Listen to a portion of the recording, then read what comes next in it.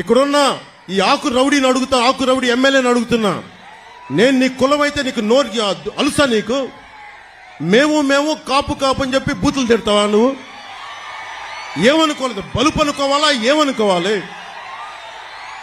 వెళ్ళి నువ్వు ఊడిగం చేసుకో, అక్కడికి వెళ్ళి జగన్ దగ్గరికి వెళ్ళి ఊడిగం చేసుకో, కుక్క పిల్లలాగా కూర్చొని పాకు.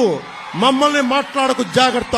ఒళ్ళు దగ్గర పెట్టుకొని మాట్లాడు, ఎక్కువ మాట్లాడుకో. తమాషాలుగా ఉంది ఒక్కొక్కడికి, కడుపు మండదా మాకు. మర్యాదగా మాట్లాడతాం, మర్యాద ఇస్తాం, మర్యాద నిలబెట్టుకో. పిచ్చి పిచ్చి వాగుళ్ళు వాక్కండి ఒక్కొక్కళ్ళు.